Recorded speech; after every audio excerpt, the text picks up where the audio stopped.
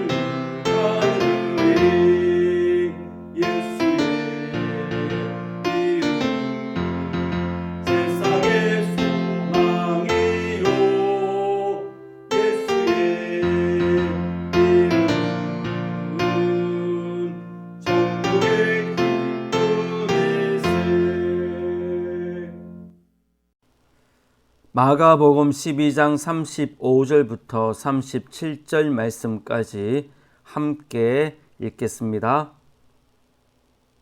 예수께서 성전에서 가르치실새 대답하여 이르시되 어찌하여 서기관들이 그리스도를 다윗의 자손이라 하느냐? 다윗이 성령에 감동되어 친히 말하되 주께서 내 주께 이르시되 내가 내 원수를 내 발 아래에 둘 때까지 내 우편에 앉았으라 하셨도다 하였느니라. 다윗이 그리스도를 주라 하였은즉 어찌 그의 자손이 되겠느냐 하시니 많은 사람들이 즐겁게 듣더라. 아멘. 잠시 기도드립니다.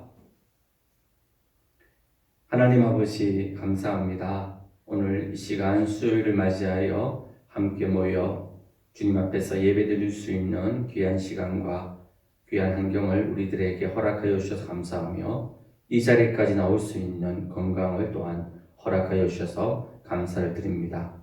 이 시간 예배 가운데 주님이 우리를 붙잡아 주셔서 신령과 진정으로 예배 드리게 하옵시며 주님이 예비하시고 준비하신 놀라운 은혜를 받는 귀한 시간 될 수 있도록 도와주옵소서. 이 시간 말씀을 듣습니다. 성령 하나님을 통하여 우리에게 들을 귀를 허락하옵시고 우리의 마음을 옥토와 같이 바꾸어 주셔서 말씀이 선포되어질 때 깨닫고 믿고 기억하고 순종함으로 말씀에서 약속하신 놀라운 은혜를 받는 귀한 시간 될 수 있도록 도와주옵소서. 말씀을 전하는 부족한 자를 도우시고 아버지의 말씀을 바르게 증거할 수 있도록 입술을 이끌어 주시며 실수하지 않도록 도와주옵소서. 예수님의 이름으로 기도드립니다. 아멘. 오늘 우리가 방금 읽었던 마가복음 12장 35절부터 37절 말씀의 내용은 그리스도가 누구이냐, 그리스도가 사람이냐 아니면 그리스도가 하나님이시냐 이 부분을 말씀하고 계십니다. 왜냐하면 그 당시 유대인들은 그리스도는 탁월한 능력을 가진, 즉 하나님으로부터 놀라운 능력을 가진 사람이 우리의 그리스도가 되셔서 이 땅에 오신다, 그렇게 믿고 있었기 때문입니다. 그리스도라는 이 말의 의미는 헬라어의 원래 의미는 기름 부음 받은 자라는 뜻을 가지고 있습니다. 성경에 보면 기름 부음을 받는 직분이 세 가지가 나오는데 특별히 구약 시대에 나오지요. 그 세 직분이 뭐냐 하면 왕, 그리고 제사장, 선지자. 왕으로 세움 받을 때에 기름 부음을 받고, 제사장으로 쓰임 받을 때 기름 부음을 받고, 또 선지자로 세움 받을 때에 기름 부음을 받습니다. 그래서 이 히브리어로 기름 부음을 받은 자라는 그 단어는 메시아 이렇게 부릅니다. 우리 흔히 메시아, 그리스도 이렇게 많이 부르지요. 그런데 이렇게 기름 부음 받은 자를 우리가 의역하면 구원자 이런 의미를 가지고 있습니다. 메시아, 그리스도는 우리 흔히 구원자 이렇게 우리말로 번역하여 이해할 수가 있는 것이죠. 왜냐하면 구원자라는 이 직분 속에는 왕의 역할도 있고 대속적인 제사장 역할도 있고 또 가르치는 선지자 역할이 있기 때문이지요. 주님이 이 땅에 오셨을 때 이 세 가지 역할을 다 행하셨습니다. 왕으로서의 모습을 보여주셨지요. 풍랑치는 그런 갈릴리 바다 한가운데서 한 마리도 잠잠하라 외치니까 자연 만물이 복종하는 역사가 일어났죠. 귀신도 벌벌 떠는 그런 역사가 일어났습니다. 그리고 예수님의 말 한마디에 귀신도 꼼짝하지 못하고 복종하는 왕의 모습이 구원자 가운데 있고, 또 대속자의 모습은 주께서 우리 대신하여 십자가에 대속물이 되셔서 우리가 당해야 될 그 모든 지옥 형벌을 대신 당하시는 대속의 사역, 제사장의 사역을 감당하셨고, 또 선지자로서 가르치고 선포하고 책망하고 권면하는 사역들을 3년간 공생의 기간 동안에 수많은 사람들을 가르치고 권면하는 그런 사역을 통해서, 그리고 병자들을 고치는 사역을 통해서 선지자의 모습을 예수님이 보여주셨기 때문에 기름 부음 받은 자를 다른 말로 해서 구원자라 그렇게 부를 수가 있다는 것이지요. 이 구원자 그리스도가 예수님 말씀에 따르면 인간이 아니고 하나님이다 이렇게 말씀하고 계시는 겁니다. 왜 그러냐면 제가 앞서 말씀드린 대로 그 당시 유대인들은 구원자는 탁월한 능력을 가진 하나님으로부터 능력을 받은 그런 선지자 같은 그런 능력을 받은 그런 존재가 이 땅에 와서 우리를 구원하러 오시는 구원자 그리스도 오신다 이렇게 믿고 있었기 때문입니다. 그것이 35절의 서기관들은 이렇게 그리스도를 생각한다 이렇게 예수님이 말씀하셨는데 35절 말씀 우리 함께 다시 한번 읽겠습니다. 예수께서 성전에서 가르치시되 대답하여 이르시되 어찌하여 서기관들이 그리스도를 다윗의 자손이라 하느냐. 여기 서기관은 율법 선생을 가리킵니다. 율법을 연구하는 사람이지요. 구약 말씀을 잘 아는 사람입니다. 구약 말씀을 잘 아는 율법 선생이 말하기를 그리스도는 다윗의 자손이다. 이건 틀린 말은 아닙니다. 다윗의 뿌리에서 이새의 뿌리에서 그리스도가 오신다라는 이것은 예언되어진 말씀이기 때문이죠. 그런데 이거는 이새의 뿌리에서 그리스도가 오신다는 그 자체가 그리스도는 곧 인간이다 이런 의미가 아니라 다윗의 뿌리를 통하여 오신다는 그런 통로 역할을 의미하는 것이거든요. 물론 예수님은 완벽한 인간으로 오셨지요. 그러나 동시에 완벽한 인간이신과 동시에 완벽한 하나님이시잖아요. 그런데 유대인들은 전혀 그리스도를 메시아를 하나님으로 생각지 않는다는 겁니다. 단순히 다윗의 혈통을 통해서 오실 탁월한 능력을 가진 하나님으로부터 특별한 사명과 특별한 능력을 받은 인간 그리스도가 이 땅에 오신다 이렇게 믿고 있었기 때문에 그 표현이 그리스도는 다윗의 자손이다. 이 말을 다른 말로 하면 그리스도는 인간으로 오신다 그렇게 이제 이해했다는 것이죠. 이에 대해서 예수님은 36절, 37절에서 다윗의 시를 이제 인용하면서 아니다. 그리스도는 하나님이시다는 것을 말씀해 주고 계십니다. 36절, 37절 말씀을 우리 함께 읽겠습니다. 다윗이 성령에 감동되어 친히 말하되 주께서 내 주께 이르시되 내가 내 원수를 내 발 아래에 둘 때까지 내 우편에 앉았으라 하셨도다 하였느니라. 다윗이 그리스도를 주라 하였은즉 어찌 그의 자손이 되겠느냐 하시니 많은 사람들이 즐겁게 듣더라. 아멘. 여기에 다윗이 성령에 감동되어 친히 말하되라고 하면서 인용하신 이 말씀은 시편 110편 말씀입니다. 시편 110편 1절에 다윗이 고백하는 말씀인데요. 주께서 내 주께, 앞에 주께서는 성부 하나님을 가리키고 내 주께라는 말은 바로 성자 예수님을 가리킵니다. 사실 다윗은 그 당시에 이스라엘 백성 중에는 가장 높은 위치에 서 있는 왕이었잖아요. 가장 높은 위치에 서 있는 왕인 다윗이 주라고 칭할 수 있는 존재는 하나님밖에 없는 겁니다. 그래서 시편에서 주라고 고백할 때는 다 하나님을 가리킨다 그렇게 믿으면 됩니다. 그리고 구약 시대에는 감히 하나님의 이름을 감히 부르지도 못했습니다. 그래서 주로 어떻게 표현했냐면 주라는 그런 단어를 대신 사용해서 하나님을 칭하였습니다. 그러므로 오늘 31절에서 예수님이 뭐라고 말씀합니까? 다윗이 그리스도를 주라 하였으니, 즉 다윗이 그리스도를 주라 했다는 것은 다윗이 그리스도를 하나님에 칭하였기 때문에 어찌 그의 자손이 되겠느냐, 어찌 단순한 인간이겠느냐 이렇게 묻는 것이죠. 즉 그리스도는 완벽한 하나님이시다. 그렇게 분명하게 말씀해 주고 계심을 잊지 않는 저와 여러분 되어지길 소망합니다. 하나님이신 그리스도께서 완벽한 인간 되셔서 오셨다는 것이죠. 그분은 단순한 인간이 아니고 하나님이시라는 겁니다. 하나님이신데 우리를 구원하시기 위해서 인간으로 오신 그리스도, 메시아, 구원자임을 잊지 말아야 된다는 것이죠. 왜 이게 중요하냐면 유대인들이 예수님을 단순히 한 인간 그리스도, 인간 구원자로 생각하게 된 것은 그들이 잘못된 구원관을 가지고 있었기 때문에 그렇게 생각한 거예요. 그들이 가지고 있는 구원관에 따르면 그냥 유대인들이 생각하는 대로 탁월한 능력을 하나님께로부터 받은 그러한 능력자 정도 되면 충분히 구원할 수 있는 구원에 대한 생각을 가지고 있었다는 겁니다. 그들은 현실적인 이 어려움들, 현실적인 문제에서 자신들을 구원할 메시아를 지금 손꼽아 기다리고 있는 겁니다.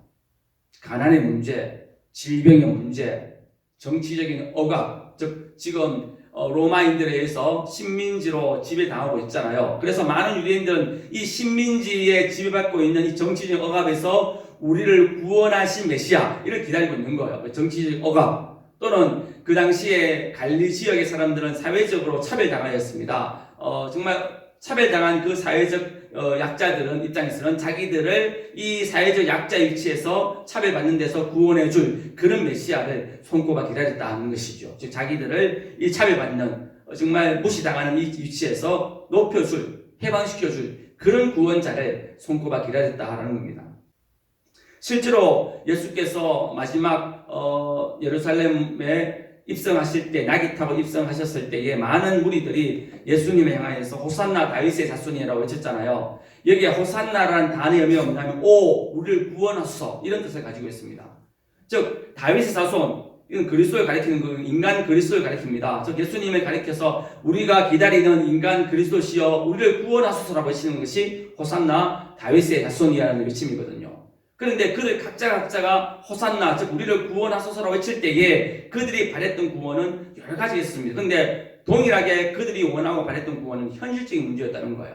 그들 중에 질병을 가진 사람들은 주여 우리를 구원하소서라고 외칠 때는 주여 우리를 이 질병에서 구원하여 주소서 이렇게 외쳤을 것이고, 가난에 시달리고 굶주림에 시달렸던 많은 무리들은 주여 우리를 구원하소서라고 외칠 때는 그 굶주림에서 우리를 구원시켜달라 그렇게 외쳤을 것이고, 사회적 정치적 억압에서 벗어나기를 소망했던 사람들은 주여 우리를 구원하소서라고 외칠 때는 사회적 정치적 억압에서 구원해 주시기를 그렇게 원하면서 외쳤다라는 거예요. 실제로 어디에서 이들이 그렇게 현실적인 문제를 가지고 구원하소서라고 외쳤다는 것을 짐작할 수 있냐면, 요한복음 6장 26절에 오병이의 기적을 경험하고 나서 그들이 예수님을 열렬히 찾아다니고 대단히 좋아했습니다. 그런 무리들을 가리켜 예수님이 뭐라고 말씀하셨냐면, 요한복음 6장 26절에 예수께서 대답하여 이르시되 내가 진실로 진실로 너희에게 이르노니 너희가 나를 찾는 것은 표적을 본 까닭이 아니요 떡을 먹고 배부른 까닭이다. 무슨 말입니까? 이 당시에 많은 무리들이 사실은 가난했거든요. 그러니까 식사도 제대로 못하는 사람들이 많이 있었다는 겁니다. 그런데 예수님이 떡 5개와 물고기 2마리로 남자만 5천명 먹였으니까 그와 함께 있었던 아이들 또 여성들 다 합치면 최소한 10,000명 이상은 먹었을 것인데, 그 놀라운 기적을 통하여 자신들의 굶주림을 해결해 주니까 너무너무 좋은 거예요. 야, 우리가 그렇게 손꼽아 기다렸던 구원자 메시아다. 우리를 가난에서 굶주림에서 구원하실 분이다. 그렇게 믿고 따라온 거예요. 그러니까 예수님이 이렇게 말씀하는 거예요. 너희가 나를 찾는 것, 너희가 나를 이렇게 좋아하는 것, 너희가 나를 구원자로 생각하는 것은 떡 때문이다. 가난에서 굶주림에서 벗어나기 위해서 나를 찾는다. 그렇게 말씀하신 것이 요한복음 6장 26절에 볼 때에 예수께서 마지막 입성하실 때 호산나 다윗의 자손이야라고 외침 속에는 이런 생각을 가지고 우리를 구원하소서라고 외친 사람이 있었다는 겁니다. 또한 질병에서 구원하기를 바라면서 외쳤다는 것을 어디에서 짐작할 수 있냐면 누가복음 17장 12절 13절에서 나오는 10명의 나병 환자 치료 사건에서 발견할 수 있습니다. 이 10명의 나병 환자가 주님이 어느 마을에 도착했을 때에 그 마을 입구에서 주님을 향하여 우리를 불쌍히 여기소서라고 소리쳐 외쳤습니다.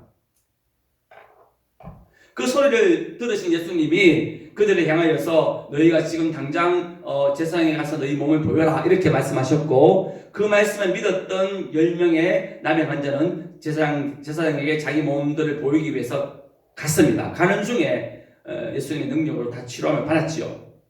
근데 그 중에 한 명만 예수께 왔고 다른 9명은 그냥 가버렸습니다. 왜 가버렸을까요? 그렇게 예수님께 우리를 불쌍히 여겨주소서라고 외쳤는데 왜 병이 낫자 왜 가버렸습니까? 이제 예수님을 찾을 이유가 없는 거예요. 왜냐하면 자기들이 예수님을 찾은 이유는 나병에서 구원받기 위해 찾았는데 주님을 만났고 주님의 도우심으로 나병에서 구원받은 거예요. 그러니까 더 이상 이제는 구원받을 게 없는 거예요. 자기들 입장에서는. 그러니 예수님을 안 찾고 가버린 거예요. 이 9명의 나병 환자처럼 그 당시 수많은 사람들이 예수님을 만나러 왔고 예수님께 온 이유가 바로 이 병을 치료받기 위해서, 이 질병에서 구원받기 위해서 예수님을 그렇게 열렬히 찾아온 거예요. 그런데 예수님으로 통하여 이제 병을 치료받으니까 이제 더 이상 예수님이 필요성이 없으니 다 가버린 거예요. 이것이 이 점에서 바로 호산나 다윗의 자손이여 외쳤던 그 외침 속에는 병자들은 무엇을 바라면서 외쳤냐면 자기들 질병에서 구원해 주기를 바라면서 외쳤다는 걸 알 수가 있는 것이죠. 또 사회적인 억압이나 정치적인 억압에서 구원받기를 원하면서 호산나 다윗의 자손이여 외쳤다는 것을 어디에서 확인할 수 있냐면 제자들의 모습에서 확인할 수 있어요. 제자들이 3년간 예수님을 열심히 따라다니고 예수님과 함께 생활했어요. 예수님과 함께 생활하기 위해서 자신의 생업을 다 포기해버렸어요. 그 정도로 예수님을 따라다녔는데 그 목적이 뭐냐면 바로 예수님을 통해서 자신들이 억압받고 무시당하고 차별받는 그 자리에서 정말 사회적으로 구원받기를 원하는 마음으로 예수님을 따라다녔다는 것을 확인할 수 있는 장면이 그들이 틈만 있으면 그들이 뭐 때문에 싸웠냐면 누가 높은 자리에 앉느냐 이것 때문에 싸웠거든요. 심지어 요한과 야곱은 자기 어머니까지 동원해서 예수님께 청탁하잖아요. 우리 두 아들 당신이 왕이 되시면 우리 두 아들을 당신의 좌편에 우편에 앉게 해주시라고 그렇게 요청하잖아요. 왜냐하면 지금 야고보, 요한, 베드로, 안드레는 갈릴리 출신 사람들입니다. 예수님의 제자 중에 대부분이 다 갈릴리 출신 사람들인데 그 당시에 갈릴리 출신은 사회적으로 되게 억압받고 무시당하는 사람들이었어요. 그런데 예수님을 열렬히 따르는 이유가 뭐냐면 저 예수님이 왕이 되어지면 이 우리를 무시당하는 그 위치에서 높은 자리에 앉게 해줄 거야. 즉 사회적으로 무시당하고 차별받는 이 상황에서 우리를 해방시켜 줄 거야. 이렇게 믿고 예수님을 따라다녔다는 거예요. 그래 그걸 확인할 수 있는 게 자리 때문에 싸우고 누가 높은 자리에 앉느냐 그 싸우고 청탁하는 장면에서 이들이 예수님을 따라다니는 이유를 알 수 있는 거예요. 이처럼 이들이 이렇게 사회적 구원, 질병, 가난 이런 현실적인 문제의 구원자를 손꼽아 기다리니까 구원자 그리스도는 탁월한 능력 가진 인간 정도면 충분할 수가 있는 겁니다. 왜냐하면 과거의 구약시대에도 하나님 보내신 위대한 선지자들이 현실적인 문제에서 많은 사람들을 구원해 주었거든요. 그 중에 하나가 배고픔의 문제, 가난의 문제에서도 구약 말씀에 보면 배고파하는 제자들을 능력을 행하여서 엘리사가 능력을 행하여 오병이어와 같은 기적을 행하여 가지고 그들을 그 굶주림에서 구원하는 장면이 나옵니다. 저 보리떡 20개 하고 한 자루의 채소를 어떤 사람으로도 받은 겁니다. 받았는데 엘리사가 이제 제자들에게 주면서 우리가 함께 먹자 했는데 그 인원수가 100명이었거든요. 근데 제자들이 생각하기에는 이 양으로 가지고는 100명이 다 먹기에 부족한 거예요. 그래서 이 정도는 부족합니다라고 말하니까 엘리사가 하나님이 다 먹을 수 있다 말씀하셨다. 그래서 이렇게 말씀하고 나눠 먹은 거예요. 나눠 먹으니까 다 먹고 남았다 이렇게 말씀. 꼭 오병이의 기적과 비슷하잖아요. 그러니까 단순히 배고픔과 가난에서 구원할 메시아 정도라면 굳이 하나님이신 예수님이 이 땅에 인간 되셔 오실 이유가 전혀 없다는 거예요. 그냥 엘리사 같은 사람 한 명 보내면 끝나는 거예요. 또 하나 병에서 구원받으니 이것이 이제 구원의 목적이라면 굳이 예수님이 이 땅에 오셔가지고 수많은 병자를 고칠 이유가 없는 거예요. 하나님이신 그분께서. 위대한 선지자 한 명만 보내면 끝나는 거예요. 엘리사를 통해서 병자가 치료받는 일이 있었지요. 바로 나아만 장군이 그러한 놀라운 은혜를 받은 사건을 여러분 기억하실 것입니다.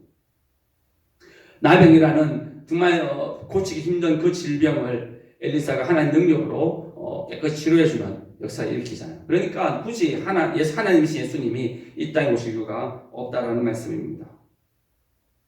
그리고 정치적인 억압, 사회적인 억압에서 구원받는 목적이라면 굳이 하나님이신 예수님이 이 땅에 오실 필요 없습니다. 다윗 같은 위대한 왕 한 사람만 보내버리면 끝나는 거예요.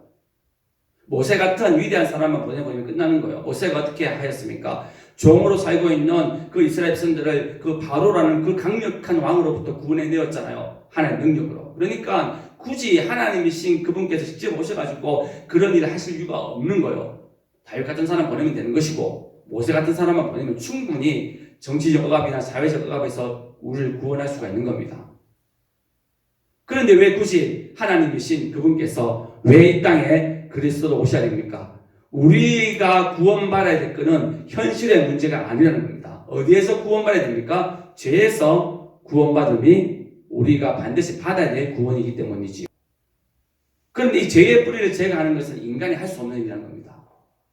왜냐하면 죄의 문제는 반드시 그 죄값을 치루야만 해결되어지기 때문입니다. 그 죄값이 무엇이지요? 지옥 형벌입니다. 누군가가 지옥 형벌을 대신 치러져야 우리의 죄 문제가 해결되어지고 우리가 죄 가운데 구원받을 수가 있거든요. 근데 문제는 뭐냐면 우리로 하여금 죄에서 구원시키려면 그 구원자가 어떤 조건을 가져야 되냐면 우리와 똑같은 인간이어야 돼요. 또 하나 중요한 조건이 있는데 그게 뭐냐면 죄가 없어야 된다는 겁니다. 그런데 문제는 이 땅에 태어나는 사람 중에 죄 없는 사람은 한 명도 없다는 거예요. 아담 이후부터 시작해서 지금까지 모든 사람은 다 죄를 범하였다. 그렇게 성경은 말씀하고 있기 때문이고 이후에도 태어난 모든 인간들은 다 죄를 가지고 태어나요. 그러니까 죄 없는 인간이 우리 대신해서 지옥을 당해야 우리가 죄에서 구원받을 수 있는데 인간 중에는 그 구원자가 있을 수 없으니 이 전 우주 속에서 죄가 없는 존재는 누구밖에 없습니까?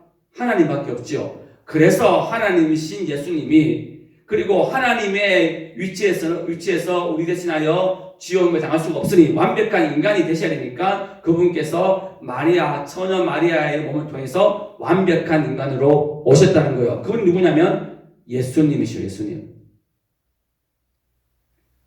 예수님이 이 땅에 오신 궁극적인 목적은 하나님이신 그분께서 이 땅에 오신 목적은 단순히 우리를 정치적인 억압, 사회적인 차별에서 구원함도 아니요. 질병에서 구원함도 아니요. 가난에서 구원함도 아니라 어디서 구원함이라고요? 죄에서 구원하러 오신 분이심을 믿는 저와 여러분 되어지기를 소망합니다. 마태복음 말씀에서도 그분께서 이 땅에 오신 목적에 대해서 이렇게 말씀합니다. 마태복음 1장 21절에 아들 낳으리니 이름을 예수라 하라. 이는 그가 자기 백성을 그들의 죄에서 구원할 자이심이니라. 아멘. 주님이 이 땅에 오신 목적은 바로 우리를 죄에서 구원하심이 목적이에요. 그래서 주님이 하나님이신 그분께서 인간 되셔서 이 땅에 오셨고 그분이 십자가를 지고 십자가에 죽으신 거예요. 만약에 구원이 현실적인 문제의 구원이라면 하나님이신 그분이 이 땅에 오실 이유도 없고 십자가에서 죽으실 이유도 없는 거예요. 그냥 능력 있는 왕, 능력 있는 선지자 그런 사람만 보내면 다 해결되어지기 때문이죠. 그러나 제 문제는 하나님이 오셔야 해결되어지고 하나님이신 그분께서 우리 대신하여 주여움을 당하셔야 해결되어지기 때문에 십자가에 못 박혀 죽어진 거예요. 우리는 이 부분들을 깨닫고 예수님을 바라보며 믿는 저와 여러분 되어지기를 소망합니다. 왜 이게 중요하냐면 신앙생활 하는 사람들 중에 제자들과 같이 서기관들처럼 잘못된 구원관을 가지고 예수님을 믿는 사람들이 있기 때문이에요.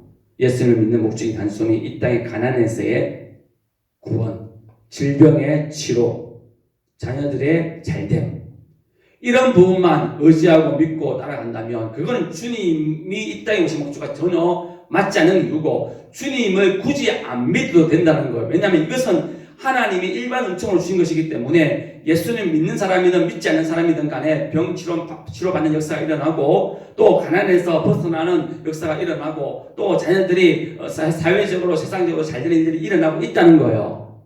굳이 예수님 믿을 이유가 없으면 이 문제로만 예수님을 믿는다면 그렇잖아요. 최근에 며칠 전에 우리나라에서 가장 큰 부자의 한 사람이 죽었잖아요. 근데 그분의 믿었던 종교는 원불교라는 그런 종교를 믿었는데 보세요. 하나님을 전혀 모르고 하나님 믿지 않는 그 사람이 우리나라의 최고 부자잖아요.